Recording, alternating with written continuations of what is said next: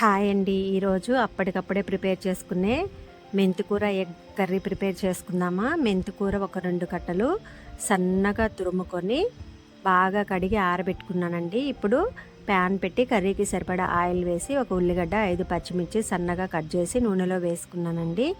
ఈ ప్రాసెస్ అంతా కూడా మనం లో ఫ్లేమ్లో పెట్టి చేసుకుందాం, ఎందుకంటే అడుగంటుతుంది కాబట్టి. మనం ఉల్లిగడ్డ మాడకుండా వేగడం కోసం కొంచెం పసుపు అలాగే సాల్ట్ వేసుకుంటే ఉల్లిగడ్డ అనేది మాడదండి, ఉడుకుతుంది మంచిగా. ఇప్పుడు కొంచెం సాల్ట్ వేసుకున్న తర్వాత ఒక 4 కోడిగుడ్లు కొట్టి పోసుకున్నానండి.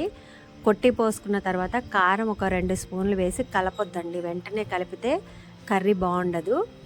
ఒక 2-3 మినిట్స్ ఇట్లా లో ఫ్లేమ్లో పెట్టి కుక్ చేసుకున్న తర్వాత మనం ఎగ్ మొత్తం ఉడికిన తర్వాత కలుపుకొని పైన మెంతికూర అప్లై చేసుకొని కొంచెం సాల్ట్ వేసుకుందామండి, ఎందుకంటే ఇందాక కొంచెమే వేసుకున్నాం కాబట్టి ఇప్పుడు కొంచెం వేసుకుందాం. ఎగ్గు మొత్తం ఉడికిన తర్వాతనే మెంతికూర వేసుకోవాలండి, ఎందుకంటే ఎగ్గు కొంచెం స్మెల్ వస్తుంది కదా, అందువల్ల ఎగ్గు మొత్తం ఉడికిన తర్వాత మెంతికూర వేసుకొని చూడండి ఇట్లా కలదిప్పుకుంటూ ఉంటే చిన్న చిన్న పీసెస్గా ఎగ్స్ అనేవి కట్ అయిపోతాయి. బాగుంటుందండి, ఫ్రై లాగా ఉంటుంది.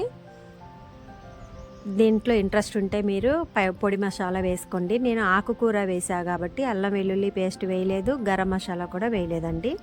సింపుల్గా అప్పటికప్పుడు చేసుకునేటటువంటి రెసిపీ అండి, చాలా టేస్ట్గా ఉంటుంది. ఈరోజు సాటర్డే నేను తినను, ఓన్లీ మా బాబు కోసం చేశానండి. Thanks for watching.